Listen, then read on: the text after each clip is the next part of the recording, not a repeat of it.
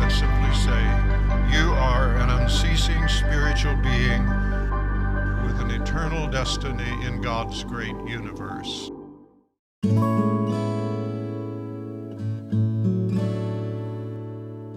I have a musical background. I can't draw a stick figure, so this is always very fascinating to me to learn more about the visual arts.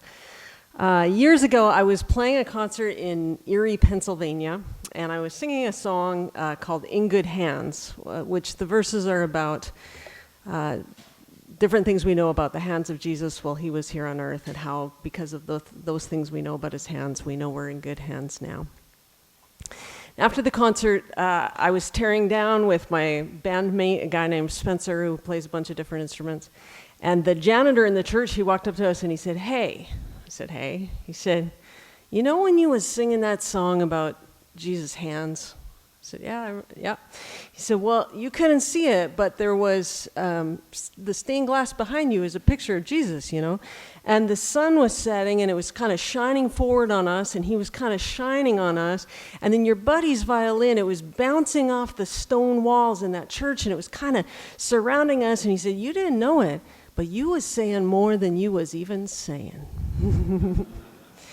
And the arts, if we can talk about the arts generally, visual arts, music, dance, sculpture, literature, the arts are this wonderful gift to us, part of God's good creation that lets us say more than we can say sometimes in other ways.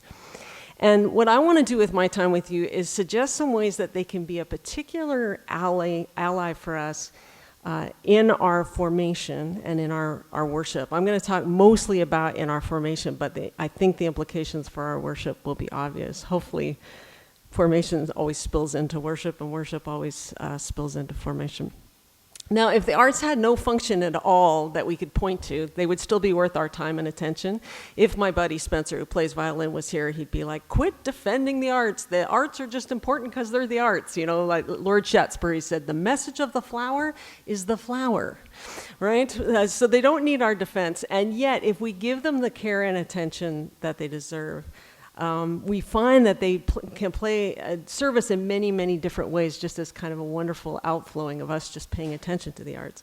And so for this time, I want to talk about how they can help us as allies in our formation. I'm going to assume 3 cherished principles of spiritual formation that I think you all know and hopefully agree with.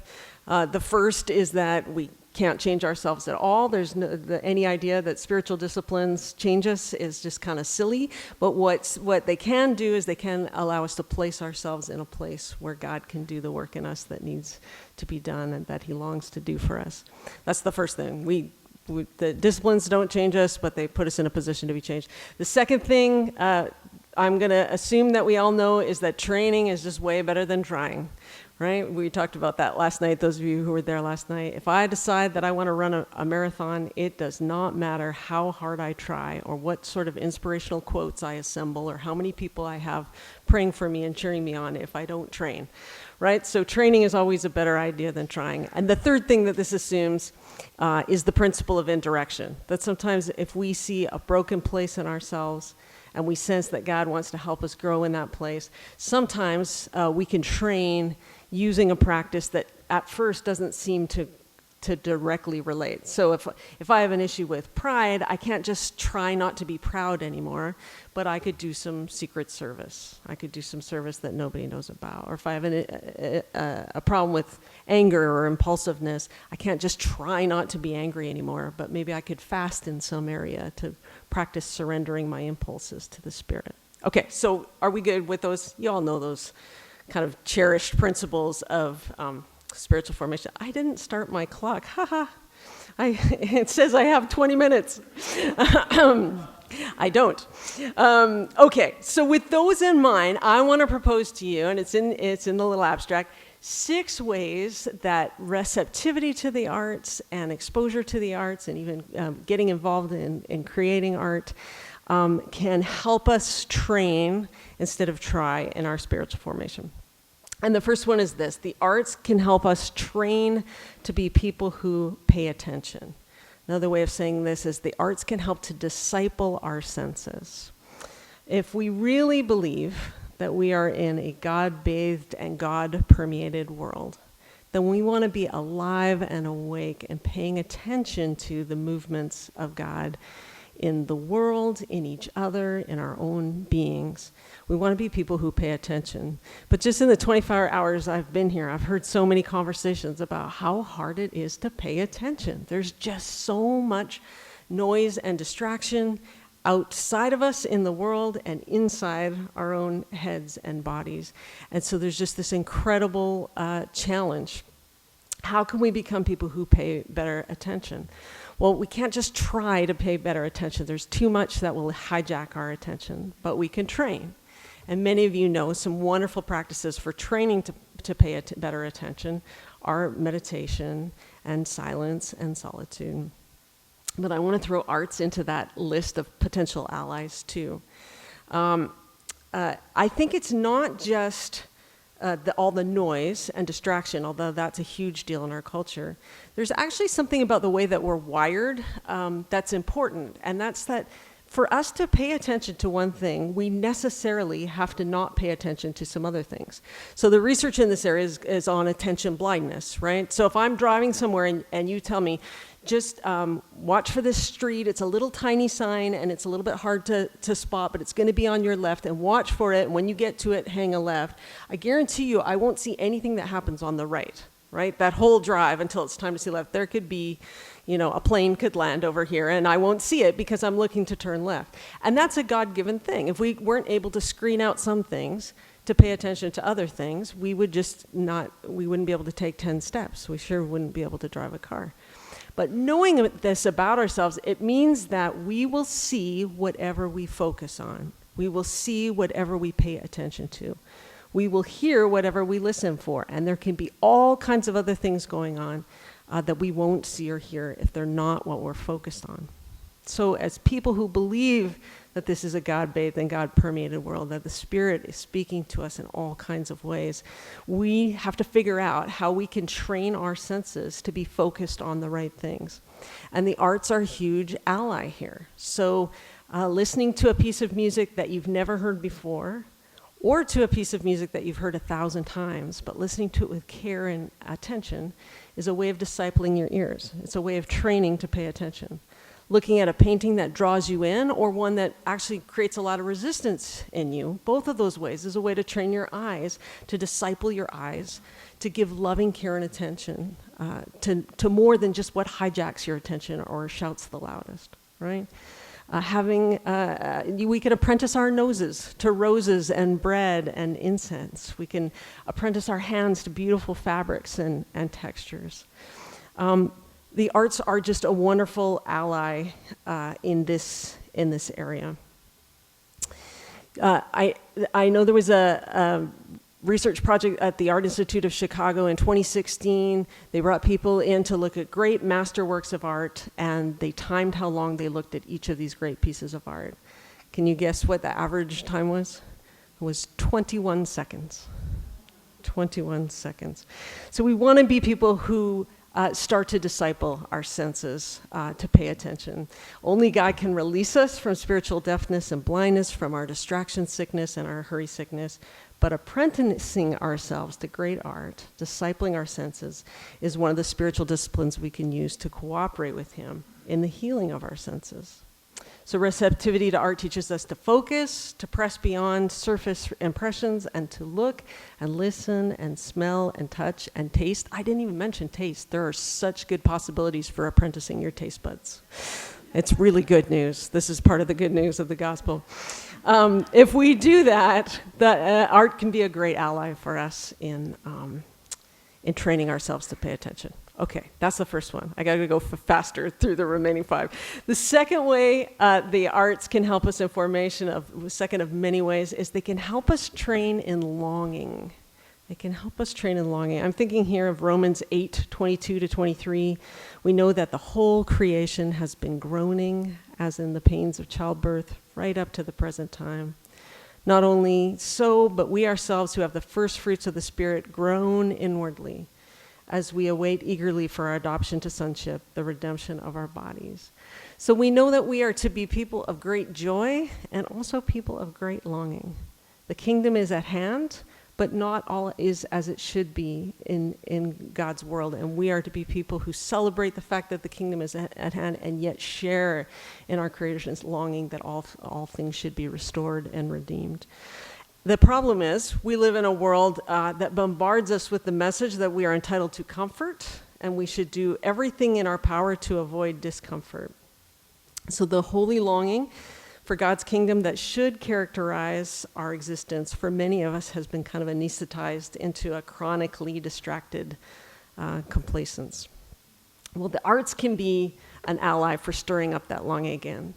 I don't know how many of you share this experience, but when you see something really beautiful, does it hurt a little bit? Does it hurt a bit? You get tears in your eyes and you think, where did that come from? That's art doing what it's supposed to do, stirring up the longing, reminding us that this is a good world, but that God has continued plans for his creation. There's a great book if you're interested in, I think it ties into what Lisa was talking about too, a book by Gary Molander called Pursuing Christ Creating Art, about how, very Protestant uses of art in the church, but some good ideas, I think. And he says, I should not say but, and some good ideas, I think. Let me read you a passage from his book that I think is helpful in this area. Art not only communicates truth, it also creates emotional uprisings. In this way, art opens and then resolves nothing.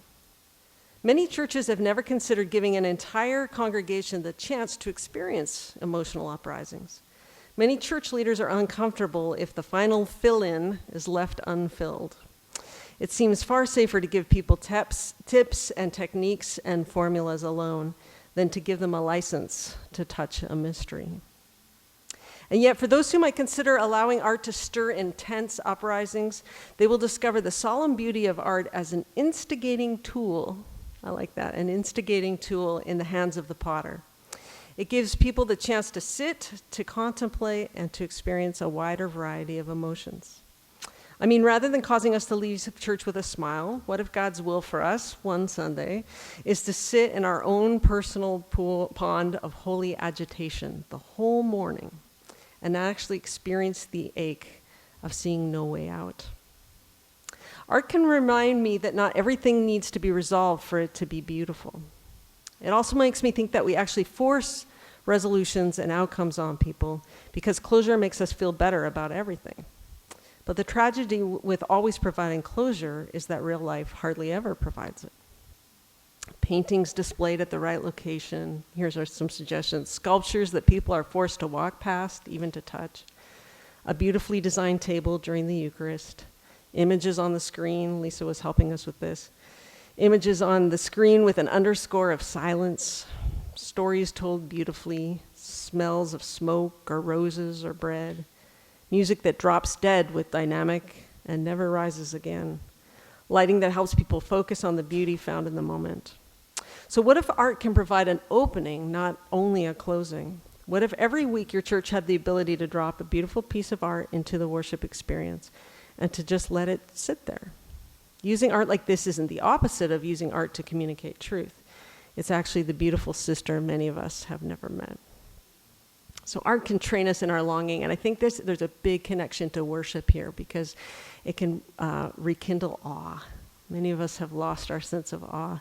When I was thinking about awe this morning, when I was first married, my husband is Dutch, and his father-in-law is from the Netherlands, or his father-in-law, my father-in-law, his father is from the Netherlands. And the first time he came out to visit us as newlyweds, we saved up all our money. We were going to take him to this nice restaurant on Burnaby Mountain in Vancouver. Great view, show off our city, because we're in Western Canada, he's from Eastern Canada. And so we thought, what we'll do is we'll take him out to dinner on Burnaby Mountain, and then there's this kind of lookout point, 180 degrees over mountains and ocean, city of Vancouver. We'll take him there and we'll just sit and we'll watch the sun go down, be great. So we took him out for dinner and he liked it, and then we drove him up to this lookout point and killed our lights and sat there and settled back, and he said, this is the kind of view that makes a man realize his place in the universe. Okay, let's go.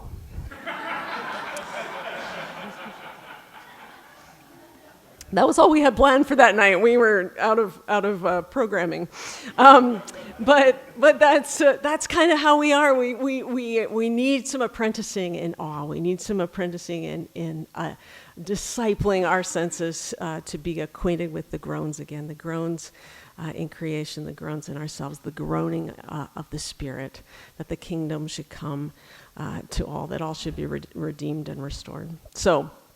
Only God can make us hungry for Him, move us from complacency to longing, but apprenticing ourselves to great art is one of the spiritual disciplines we can use to cooperate with Him in the stirring up of our spirits, a way we can train rather than try. Okay, number 3. Really got to go faster. The arts help us train for the renewing of our minds. I'm thinking of Romans 12:2 here. Do not conform to the pattern of this world, but be transformed by the renewing of your mind. And the way I want to think of us to think specifically about this, there's a lot of different ways we could explore this, but is in terms of the fact that art works, really? 5 minutes. Okay, art works metaphorically, meaning it always takes one thing and connects it to another thing.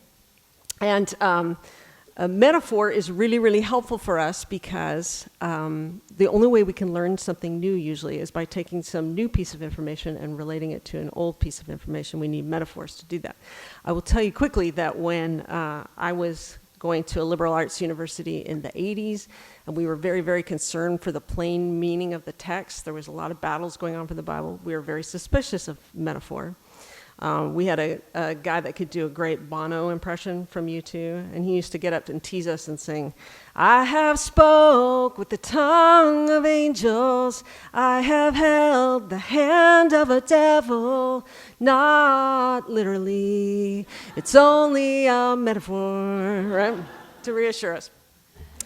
But we really need metaphors. They really are the basis of our learning. They help us to learn new things. And that's why I think when Jesus came, he worked metaphors so hard. He told us, look, your metaphors for God are wrong. He's much more like a loving father, like the shepherd of lost sheep, like an extravagant host, like the keeper of sparrows. Whatever our metaphors are, our dominant metaphors are how we're going to see the world. So ever since Newton gave us the metaphor of the world like a machine, we've been seeing the world very mechanistically.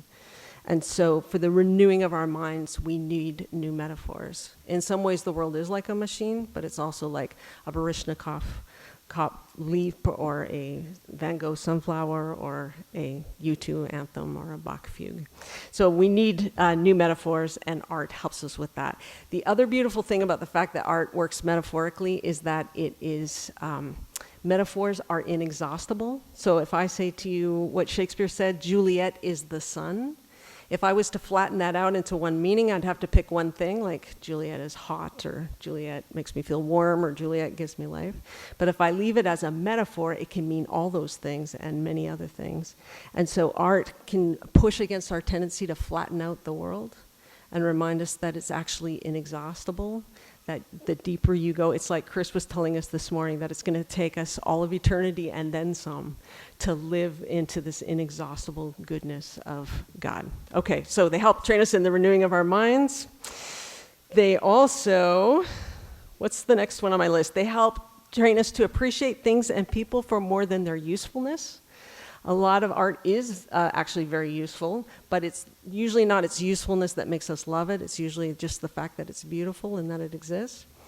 In a culture that is driven by narcissism, where it's very hard for us to relate to anybody else for anything other than how the way they fit us and our needs and our situation, apprenticing ourselves to great art can help us begin to disciple ourselves, train, make ourselves open to be transformed in terms of seeing the world and other people for more than their usefulness, but for who and what they are. The arts help train us for incarnational living.